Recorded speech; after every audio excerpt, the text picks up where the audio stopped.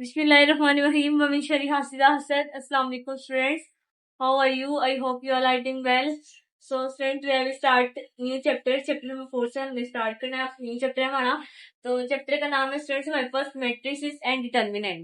तो matrices के बारे में आपने 9th से पढ़ा होगा. तो मैं आपको दोबारा थोड़ा सा introduction देती हूँ matrices का. तो उससे पहले आपने तो लाइक शेयर सब्सक्राइब और कमेंट जरूर कर दें वीडियो को, अच्छा सा प्यार सा कमेंट कर दें. तो अब हम शुरू करते हैं अपने चैप्टर का. थोड़ा सा इंट्रोडक्शन ले लें. मैट्रिसेस क्या होते हैं फ्रेंड्स? मैट्रिसेस ना, ये देखिए मैंने डेफिनेशन लिखी है, अ रेक्टेंगुलर अरे of numbers enclosed bye a pair of brackets. मतलब कोई भी रेक्टेंगुलर किसे कहते हैं, इस तरह का जो हमारे पास एक बॉक्स होता है ना, उसको हम रेक्टेंगल कहते हैं. मतलब ये कि इसमें कोई भी ऐसे नंबर आ जाए 8 9 इस तरह करके जो हमारे पास होंगे ना, और जब वो इस ब्रैकेट्स के साथ जो है ना इनक्लोज होंगे ना, तो इसका मतलब है कि वो हमारे पास एक मैट्रिक्स बन जाएगा. उस तरह अगर मैंने एग्जांपल देखे हैं वो भी आपको दिखाती हूँ. तो देखें, अब रेक्टेंगुलर अरे ऑफ नंबर रेक्टेंगुलर अरे of number enclose by a pair of bracket, जो पेयर ऑफ ब्रैकेट में इनक्लोज होते हैं. मतलब देखें इस तरह करके कोई भी नंबर जब दो ब्रैकेट्स के अंदर जब इनक्लोज हो जाएगा ना, तो स्टूडेंट्स ये जो था ना, इस तरह करके कोई भी इसको कहते हैं रेक्टेंगुलर अरे. मतलब रेक्टेंगल की शेप में जब नंबर लिखे होते हैं तो ये रेक्टेंगुलर अरे होता है. और जब ये ब्रैकेट इन ब्रैकेट्स के साथ इनक्लोज हो गए तो इसका मतलब ये हमारे पास मैट्रिसेस बन गए. अब इसमें दो चीजें और है, रोज, एक है रोज हमारे पास और एक है हमारे पास कॉलम और रो के बारे में बताना है. तो कॉलम जो रो जो हमारे पास होते हैं ना, वो होते हैं जो हमारे पास होती है ना हॉरिजॉन्टल लाइन, उसे हम कहते हैं रोज. और जिस तरह वर्टिकल हमारे पास कॉलम्स होते हैं ना, उसको हम कहते हैं कॉलम. लेकिन वर्टिकल लाइंस जो होंगी वो हमारे पास होंगी रोज. ये हमारे पास रोज है, इस तरह की जो लाइंस है. और ये जो वर्टिकल कॉलम जा रहे हैं ना, ये हमारे पास जो है वो क्या होंगे, कॉलम्स होंगे. ये था. अब थोड़ी सी इसकी और डेफिनेशन भी हैं. जैसे आप कह रहे हैं कि मैट्रिसेस की टाइप आ जाती है, null matrix, identity matrix.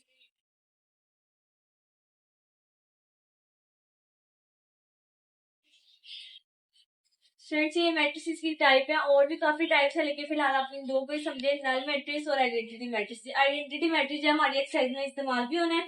Null matrix का मतलब है फ्रेंड्स वो मैट्रिक्स जिसकी जो सारे रोज और कॉलम जो है ना वो जीरो हो, मतलब कोई और उसमें नंबर ना हो, तो ये हमारे पास जो है नल मैट्रिक्स होता है. और आइडेंटिटी मैट्रिक्स का मतलब होता है ये डायगनल्स का. आप जानते हैं ना कि जो ऐसे ऑपोजिट जो आते हैं ना पहले सीक्वेंस में नंबर, इसको हम कहते हैं डायगनल्स. तो आइडेंटिटी मैट्रिक्स में ना एक ऐसे करके डायगनल्स होते हैं, और इसके बाकी जो हमारे पास होते हैं वो नंबर जो जीरो होते हैं. मतलब ये हमारे पास एक आइडेंटिटी मैट्रिक्स आ जाता है कि डायगनल्स में इसके 1 है, बाकी सारी जगह इसके 0 लिख रहे हैं.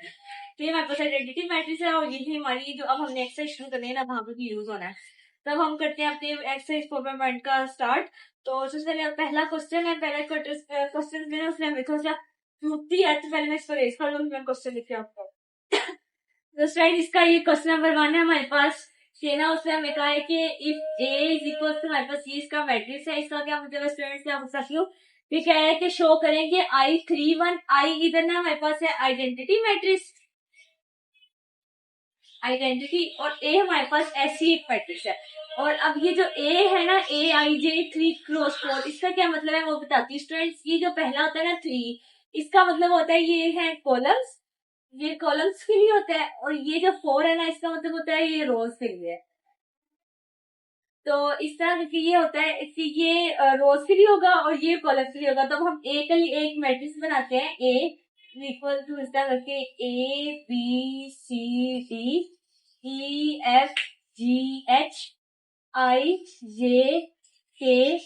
और L. इस तरह के स्टूडेंट्स हमारे पास हो गया. देखिए हमारे पास इधर 4 कॉलम्स है और 3 रोज है ना. तो यही हमने करता है कि अब हम शुरू करते हैं. हमारे पास ए निकल आया और आइडेंटिटी मैट्रिक्स की तरह उसने कहा है कि I3, मतलब I3 से क्या मुराद है मैं वो आपको बताती हूँ. I3 का मतलब स्टूडेंट्स इसके डायगोनल में 3 1 हो और बाकी सारे 0 हो. इस तरह कि I3 का मतलब ये है. अब हम लिखते हैं I3A और हमारे पास I3 है, हमारे पास 1 0 0 0 1 0 0 0 1. आपने ये बाइनरी टेबल भी पढ़ा होगा, तो आपको शायद कंप्यूटर में, जिसका कंप्यूटर है उसको अंदाजा होगा कि ये कंप्यूटर में ना बाइनरी टेबल भी था एक. तो अब साथ में I3 A का मतलब है कि I3 के साथ A का जो मैट्रिक्स है ना वो मल्टीप्लाई हो रहा है। तो A हमारे पास ये है, तो हम इनको दोनों को आपस में मल्टीप्लाई कर देंगे। ABCDEFGHIJK और L। इस तरह हमारे पास ये मैट्रिक्स आ जाएगा। अब हम इनको मल्टीप्लाई करेंगे। पहले हमने पहली रो को पहले कॉलम के साथ, फिर पहली रो को दूसरे के साथ, पहली तीसरे, इस तरह एक रो को हमने सारे कॉलम के साथ मल्टीप्लाई करना है। अब मैं इधर लिखती हूँ फ्रेंड्स। अब 1 को A के साथ करें तो A ही आ जाएगा, और फिर 0 को E के साथ करें तो 0 हो जाएगा, क्योंकि 0 जिस नंबर के साथ मल्टीप्लाई हो 0 होता है, तो 0 I के साथ करेंगे तो 0 हो जाएगा। साथ ही स्टूडेंट थोड़ी सी स्पेस लेके ना हमने पहली रो को अगले कॉलम से करना है। तो अगले कॉलम से करेंगे। 1 को B के साथ किया तो B, 0 को F के साथ किया तो 0, और फिर 0 को J के साथ किया तो 0 आ जाएगा। फिर थोड़ी सी स्पेस लेके स्टूडेंट्स पहली रो को तीसरे कॉलम के साथ, तो वो हमारे पास है 1 को C से किया C, 0 को G से किया 0, और 0 को K के साथ किया 0। फिर हमने पहली रो को तीसरे चौथे कॉलम के साथ, तो वो हमारे पास रहेगा D, 0 और 0। इस तरह करके स्टूडेंट्स हमारे पास ये एक मैट्रिक्स बनेगा। अब दूसरी रो को फिर उसी तरह इस पहले दूसरे तीसरे चौथे सारे कॉलम के साथ करना है। तो हम करते हैं पहली दूसरी रो को 0 को A के साथ किया 0, 1 को E के साथ किया E, और 0 को I के साथ किया 0। फिर फ्रेंड्स 0 को B के साथ किया तो 0 आ जाएगा, 1 को F के साथ किया तो F आ गया, 0 को J के साथ तो 0। इधर भी सेम स्टाइल, 0 को C के साथ करेंगे 0, G के साथ 1 को किया तो G आ गया, और 0 को K के साथ किया तो 0 आ गया फ्रेंड्स। इस तरह चौथे कॉलम को भी करना है। 0 को D के साथ 0, 1 को H के साथ किया H, और 0 को L के साथ किया 0। इस तरह फ्रेंड्स तीसरा रो भी सारी कॉलम्स के साथ होगा। तो मैं लिख देती हूँ 0 को A के साथ किया 0, 0 को E के साथ किया 0, 1 को I के साथ किया तो I आ गया। इधर भी इस तरह 0 को B के साथ किया 0, F के साथ किया 0, J के साथ किया तो 1 के साथ किया J आ गया। इधर भी सेम इस तरह 0, 0 और J, इधर भी 0, 0 और N। इस तरह के स्टूडेंट्स आ जाएगा। अब क्यों देखिए ये 0 प्लस हो तो कैंसिल होता है, खाली मेरे पास आ गया A B C D E F G H I J K और L। तो देखिए स्टूडेंट्स ये हमारा A हमारे पास हमने क्या करना था, I3A को A के इक्वल करना था। A हमारे पास ये था तो हमारे पास आंसर आ गया। तो इसका मतलब हम अब थोड़ी देर लाइन लिख देंगे, hands move left hand side जो हमारी इक्वल हो गया राइट हैंड साइड के। तो बस यही हमने प्रूफ करना था। हम करते हैं इसका पार्ट नंबर। फ्रेंड्स इसका दूसरा पार्ट है I4 is equal to A। Same पिछले क्वेश्चन की तरह है, बस थोड़ा सा इसमें चेकिंग ये हुई है कि स्टूडेंट्स ये देखें कि जो I4 है ना इसका क्या मतलब है। पहले था I3, तो हमने डायगोनल्स में लिख दिए थे 3 1 जो है। अब हम हमारे पास I4 है तो इसलिए हम डायगोनल्स में लिख देंगे 4 1। तो वो किस तरह स्टूडेंट्स अभी देखे 1 0 0 0 0 1 0 0 0 0 1 0 और 0 0 0 1।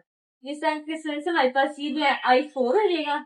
I4 बस यही मत, जब I के साथ 4 आएगा तो कुछ भी अदर्स तो ये मतलब कुछ नहीं, हमें डायगोनल्स में जो है ना 1 को ऐड करते जाना है। तो अब हम लिखते हैं I4। तो A हमारे पास है students A B C D E F G H I J K और L। और हमारे पास ये जो है I4 वो हमारे पास ये है। अब हम इसको करते हैं आपस में मल्टीप्लाई। तो वे I4 आपस में मल्टीप्लाई और ये भी होंगे। तो अब उसी तरह सेम जो है पहले रो को पहली कॉलम सब कॉलम रोज के साथ करना है, फिर इस तरह के सारे रोज को सारे कॉलम के साथ करें। तो पहले पहली रो को पहले कॉलम के साथ, तो A को जब हमने किया 1 के साथ तो ये 0 को I के साथ तो ये हमारे पास हो गया 0। इस तरह सारे रोज को सारी कॉलम्स के साथ करते हैं। स्टूडेंट्स अब ये जैसे पहले था ना वैसे ही है सेम, बस आप कह रहे कि एक 0 और ऐड होता जा रहा है। तो ये हमारे पास हो गया पहली रो को पहले कॉलम के साथ किया, पहली रो को दूसरे कॉलम के साथ करेंगे तो 1 B के साथ हुआ तो आ जाएगा B फिर बाकी सारे मेरे पास 0 देंगे, फिर 0 है। इसी तरह अब पहली रो को तीसरे कॉलम के साथ, तो 1 को सी के साथ किया तो पहला हमारे पास सी आ जाएगा, बाकी सारे 0 आ जाएंगे। और इस तरह ही हम अब पहली रो को चौथे कॉलम के साथ करेंगे, तो जैसे 1 डी साथ होगा तो डी आ जाएगा 0 एच के साथ 0। तो फ्रेंड्स अब ये देखिए, हमने पहली रो को सारे कॉलम के साथ किया, सेम है बाकी रोज को भी सारे कॉलम के साथ करना है। तो अब दूसरी रो को हम पहले कॉलम से करते हैं। तो ए को जब 0 को ए से किया तो 0, 1 ई से होगा तो ई प्लस 0 0 आ जाएगा सारा। फिर इस तरह दूसरे कॉलम से साथ करेंगे तो पहला 0, फिर 1 जब एफ के साथ होगा तो एफ, बाकी 0 आ जाएगा। फिर इस तरह तीसरे कॉलम के साथ पहले 0 प्लस 1 जब जी के साथ हुआ तो जी, बाकी 0 आ गए।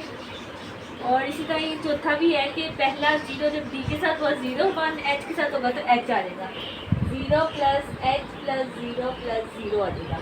इसी तरह स्टूडेंट्स हम फिर तीसरी रो को करते हैं। तो जब 0 ए के साथ होगा तो 0 0 1, 0 ए के साथ हुआ तो 0 ई के साथ हुआ, 0 1 के साथ आई होगा तो आई आ जाएगा प्लस 0। इस तरह इधर भी ऐसी होगा, 0 0 प्लस जे और 0 आ जाएगा। इधर भी ऐसी होगा, 0 0 और के और 0 आ जाएगा। फ्रेंड्स इसी तरह ही हम चौथा भी करेंगे, तो वो हो जाएगा 0 0 एल और 0 इस तरह हो जाएगा। अब हम करते हैं स्टूडेंट्स अब चौथे रो। तो स्टूडेंट्स अभी हमने सारा कर लिया है। तो देखिए यहाँ जब 0 प्लस 0 0 ही होता है तो ये ए हो जाएगा, यहाँ ये डी हो गया, सी और डी, ये भी इस तरह ई एफ जी और एच, आई जे के और एच। तो इस तरह ये देखें हमारे पास प्रूफ हो गया कि हमारा आई4 जो है वो भी ए के इक्वल है। तो ये हमारा प्रूफ हो गया। इस तरह हमारा क्वेश्चन नंबर 1 हो जाएगा। हम चलते हैं क्वेश्चन नंबर 2 की। तो स्टूडेंट्स अभी हमारे पास इसका क्वेश्चन नंबर 2 का पहला पार्ट है। वो कहते हैं कि ए का मैट्रिक्स तो ये दिया है, बी का और सी दिया उसे, तो ए माइनस बी करना है। तो लिखते हैं ए माइनस बी। तो फिर ए का मैट्रिक्स लिखेंगे 0 3 -1 -1 2 1 2 1 और 4। फिर हम लिखेंगे माइनस बी है तो माइनस लगा के बी का मैट्रिक्स वो है 2 1 -1 1 2 2 -1 4 और 1। ये हमने दोनों के मैट्रिक्स लिख दिए। फिर सब हम इन दोनों का आपस में करते हैं माइनस। माइनस का मतलब पहली रो पहले कॉलम, इस तरह ये ऑपोजिट माइनस होते हैं। जैसे 0 -2 से होगा, -1 1 से, 2 -1 से, इस तरह नीचे भी 3 1 से इस तरह होता रहेगा। मैं लिखती हूँ 0 -2 और साथ में आ जाएगा फ्रेंड्स अब -1 और -1 आ जाएगा, -1 -1 2 माइनस माइनस प्लस हो जाएगा तो 2 + 1 हो जाएगा। अब फिर दूसरी कॉलम के साथ 3 -1 3 -1 2 -2 2 -2 1 -4 1 -4 हो जाएगा। और अब तीसरा करते हैं हम, -1 माइनस माइनस प्लस हो जाएगा तो -1 + 1 1 -2 4 -1 4 -1। अब इनको आपस में हम माइनस कर दें तो देखिए वो किस तरह, 0 -2 तो -2 आ जाएगा, -1 -1 -2 2 1 + 3 3 -1 2 2 -2 0 1 -4 -3 ये कैंसिल हो जाएगा तो आ गया 0 2 1 -2 तो -1 4 -1 3। तो फ्रेंड्स इस तरह के ये हमारे पास इसका आंसर आ गया। बस हमने कुछ भी नहीं करना, सिंपल दो मैट्रिक्स लेके जो उन्होंने कहा होगा वो आपस में माइनस कर देना। तो ये हमारा पहला पार्ट हो गया। हम चलते हैं इसके दूसरे पार्ट की। अब फ्रेंड्स का पहला पार्ट था a - b, अब इसका दूसरा पार्ट है b - c। तो b का मैट्रिक्स हम लिखते हैं पहले b - c। तो b का मैट्रिक्स हमारे पास 2 1 -1 1 2 2 -1 4 और 1। और मेरे पास सी का स्ट्रेंथ मैट्रिक्स है, माइनस हो रहे हैं ना, 1 -1 3 0 5 और 4 -2 0 और -1। तो इस तरह से हमारा मैट्रिक्स है। पिछले क्वेश्चन की तरह हम इसको माइनस करते हैं, 2 -1 1 -0 -1 + 2 1 + 1 2 माइनस 5, 4 माइनस 0, फिर नीचे -1 -3, 2 -4 और 1 + 1 हो जाएगा। तो स्टूडेंट्स अब इसको सोल्व कर लेते हैं। 2 - 1 1, 1 - 0 1, -1 + 2 1, तो 1 + 1 2, -3 4, -4 -2 और 2। तो फ्रेंड्स इस तरह की ये हमारे पास इसका जो दूसरा जो क्वेश्चन है उसका भी आंसर आ गया। अब हम चलते हैं इसके थर्ड पार्ट की तरफ। थर्ड पार्ट है ना, ये थर्ड पार्ट में देखिए a - b - c है। तो a - b हमने इसका फर्स्ट पार्ट किया था ना, तो उसका आंसर हमारे पास ये आया था। ये मैंने साइड पे लिख दिया। अब हम लिखते हैं a - b और -c, मतलब a - b का मैट्रिक्स जो है हम वो लिखेंगे। -2 2 0, -2 0 -2 3, सॉरी 3 -3 और 3।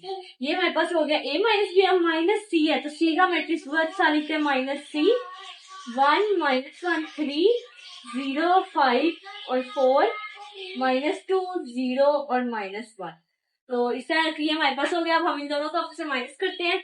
तो -2 -1, -2 और -0, 3 माइनस माइनस प्लस हो जाएगा, तो 3 + 2 आ जाएगा। अब देखें 2 + 1, 2 + 1 0 -5 और -3 और -0, -3 -0। नीचे भी ऐसी 0 -3, -2 -4 और 3 + 1, 3 + 1 आ जाएगा। तो फ्रेंड्स अब देखें -2 -1 -3 हो जाएगा, -2 और -0 तो -2 ही आएगा। 3 + 2 5, ये हो जाएगा 3 -5 और -3 -3 और 4 माइनस माइनस प्लस और -6 आ जाएगा और 4। तो स्टूडेंट इस तरह से ये हमारे पास इसका थर्ड पार्ट का भी आंसर निकल आया। तो स्टूडेंट्स अब इसका फोर्थ पार्ट है। पहले दूसरे पार्ट में हमने b - c भी निकाल दिया, तो वो मैंने वो लिख दिया। तब हम करेंगे a - b - c।